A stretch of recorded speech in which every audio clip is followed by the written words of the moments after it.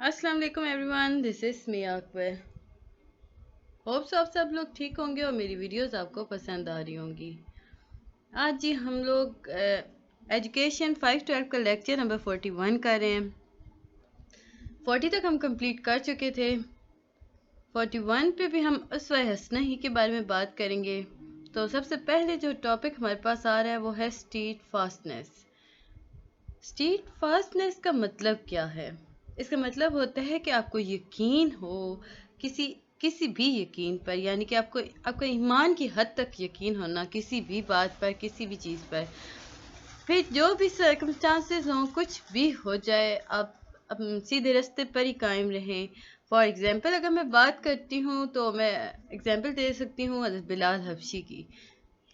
उन्हें यकीन था नबी पाक सल्लल्लाहु अलैहि वसल्लम पर, तो वो कायम रहे। फिर उन्हें टॉर्चर से है, डिफ़िकल्टीज़ हुई, उनके सामने आई, काफ़ी अपोजिशन भी चली, लेकिन वो कायम रहे। ये जो कायम रहना होता है ना मुकम्मल यकीन के साथ, उसे कहते हैं जी स्ट्रीट फास्टनेस। प्रॉपर वर्डिंग देख लेते हैं जी इसकी। Street fastness mean to believe in what one beliefs whatever the circumstances may be. It means to bear all odds, difficulties, tortures, and opposition, and yet keep walking on the straight path. अल्लाह ताला ने ना कुरान पाक के अंदर बताया कि जो street fastness पे अमल करेगा ना उसके लिए बहुत बड़ा इनाम है। अगर हम सूरह हामीन देखें ना, उसकी वर्स है जी 30-32। Indeed, those who have said, Our Lord is Allah, and then remain on a right course, the angel will descend upon them, saying, Do not fear and do not grieve, but receive good tidings of paradise. तो इसका मतलब ये था कि इसमें सूरह हामीन के अंदर अल्लाह ताला इरशाद फरमाते हैं, जिन लोगों ने मुझ पर ईमान लाया और ये कहा कि खुदा एक है, ये हमारा मालिक खुदा है, और वो फिर इस बात पे कायम रहे, तो फरिश्ते उन्हें खुशखबरी देंगे कि आपको डरना नहीं है, आपको जन्नत का एक तोहफा मिलेगा, जन्नत में एक घर मिलेगा जिसका आपसे प्रॉमिस किया गया है। इसके बाद ही सूरह अल इमरान है, verse 159-160। And when you have decided, then rely upon Allah. Indeed, Allah loves those who rely upon Him. If Allah should aid you, no one can overcome you. But if He should forsake you, who is there that can aid you from Him?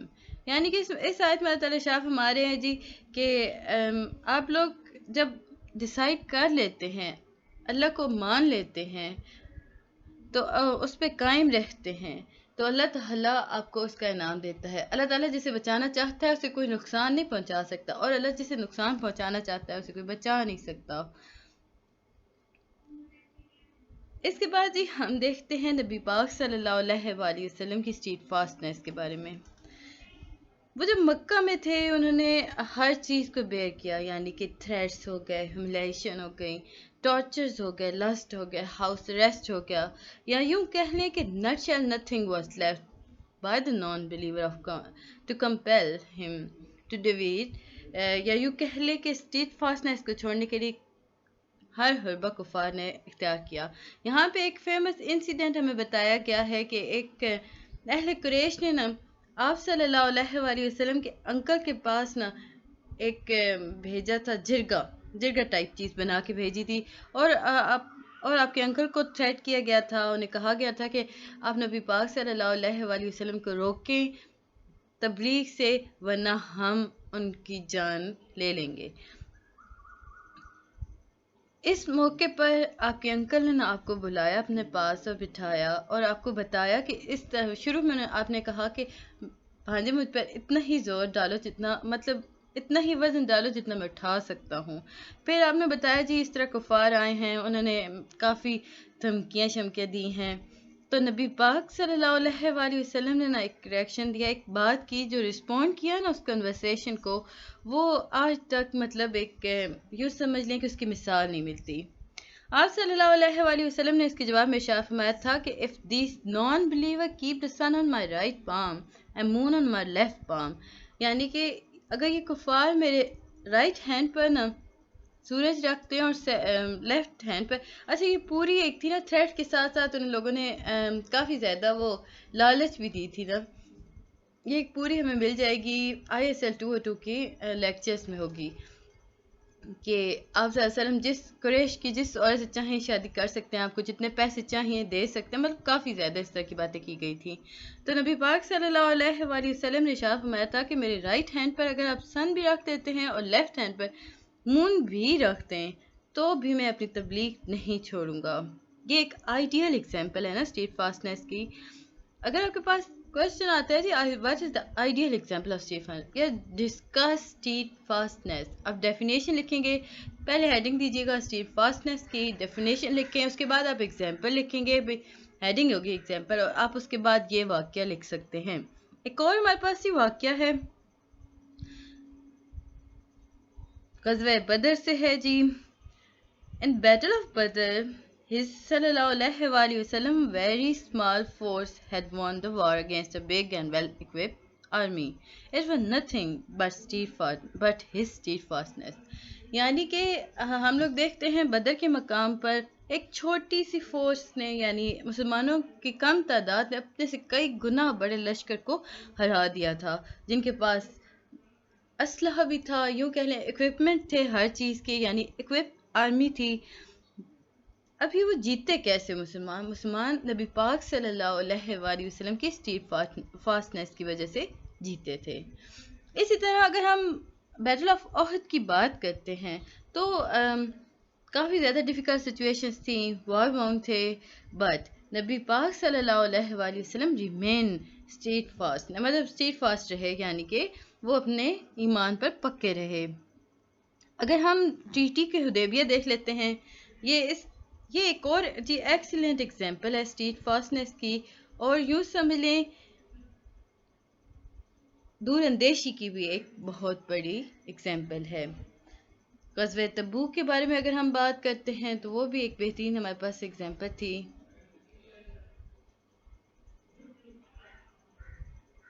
اس کے بعد جی ہم دیکھتے ہیں topic 244 sincerity and piety.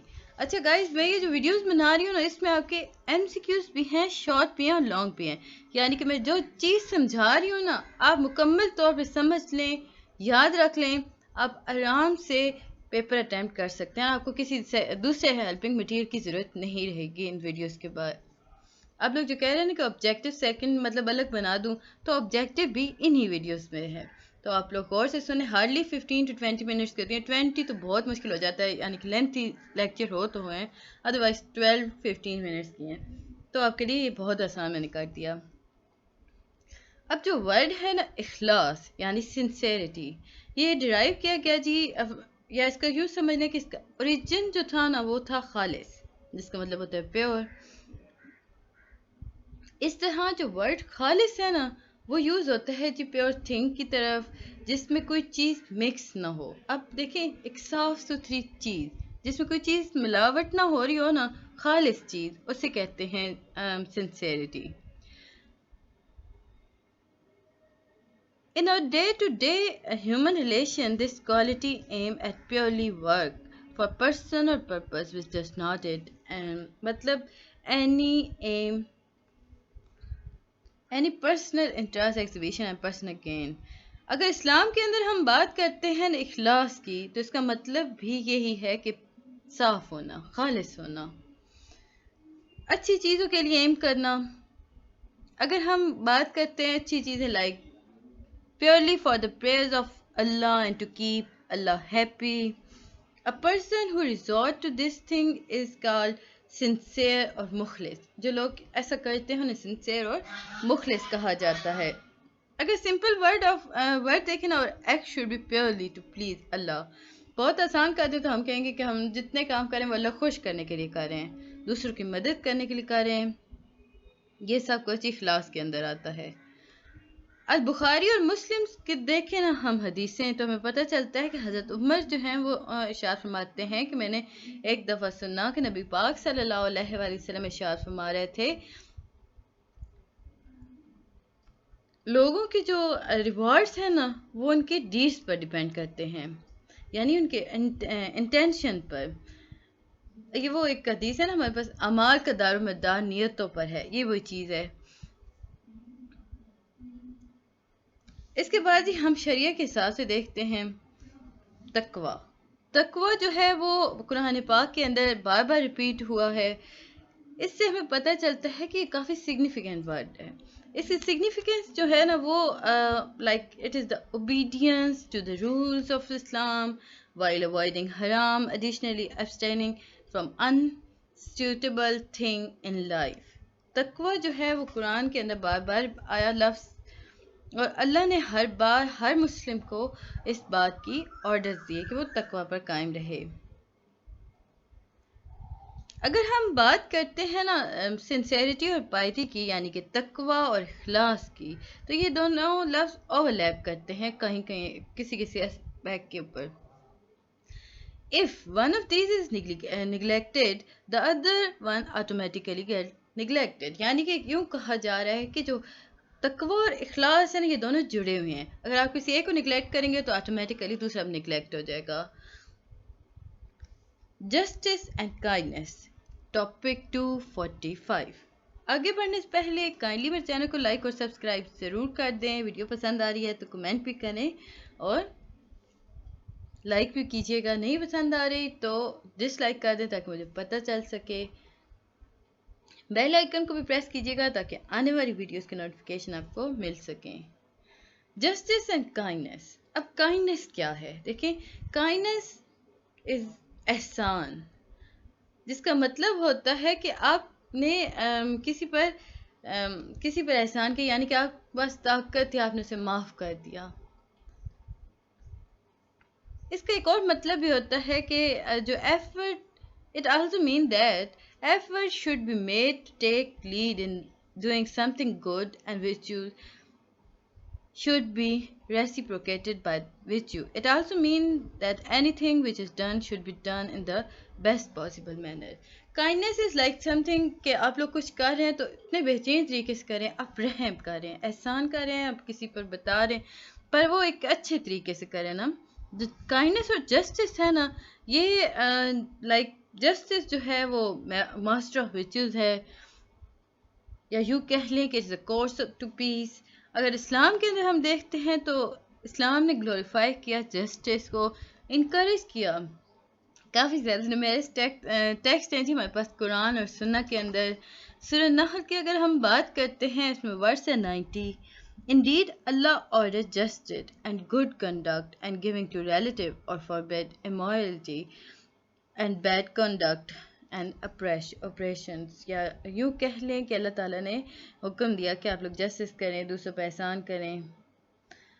سورہ المدیہ، یوں کہہ لیں کہ اس میں ورس ہے جی 8۔ یہ ہم اگر دیکھیں نا، مائدہ ہے، سورہ المائدہ۔ Oh you who have believed، یعنی کہ اے ایمان والو جو تم یقین رکھتے ہو، اللہ کے سامنے عاجز رہو، جسٹس کرو اور دوسرے لوگوں سے نفرت نہ کرو، ان کی مدد کرو، اچھائی میں ان کا ساتھ دو۔ سورہ قصاص کے اندر بھی ہمیں مل جاتا ہے جی، ورس 77 ہے کہ یہی بات اللہ تعالیٰ نے دوبارہ بتائی کہ جو لوگ کائنڈ ہوتے ہیں وہ kindness is like a mark of faith, whoever is not kind has no faith۔ تو جو کائنڈ ہوگا اس کے پاس ہی ایمان ہوگا، جو کائنڈ نہیں ہے وہ ایمان والا نہیں ہے۔ اب یہاں پہ ایک واقعہ ہے جی ہمارے پاس کہ پورا کمپلیٹ نہیں ہے بٹ آپ سب کو آتا ہوگا۔ Prophet forgave his enemies also and prayed to Allah put them on the right track۔ اگر ہم کائنڈنس کی بات کرتے ہیں تو نبی پاک صلی اللہ علیہ وآلہ وسلم سے بہترین ہمیں کوئی انسان نہیں ملے گا۔ نبی پاک صلی اللہ علیہ وآلہ وسلم نے اپنی اینمیز کو معاف کر دیا، اللہ سے ان کی بخشش کی دعا مانگی، ان کی سیدھے رستے پر آنے کی۔ یہ طائف کا واقعہ یہاں پہ ہے۔ جسٹس اور جو کائنڈنس ہے نا، یہ it is source of peace and development as well.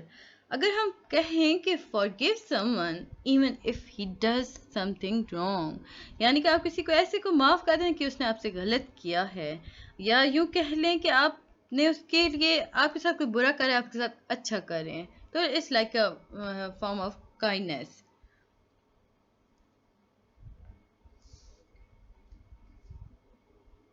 یہ تھا جی آپ کا لیکچر نمبر 41. مجھے امید ہے کہ آپ کو سمجھ آ گیا ہوگا، کوئی ایسی چیز نہیں تھی اس میں جو آپ کو نہ سمجھ آئی ہو. میں نے بہت کوشش کی ہے کہ آپ کو ڈیٹیل میں ہر چیز بتا دوں. تو ملتے ہیں جی نیکسٹ ویڈیو میں، تب تک کے لیے اللہ حافظ.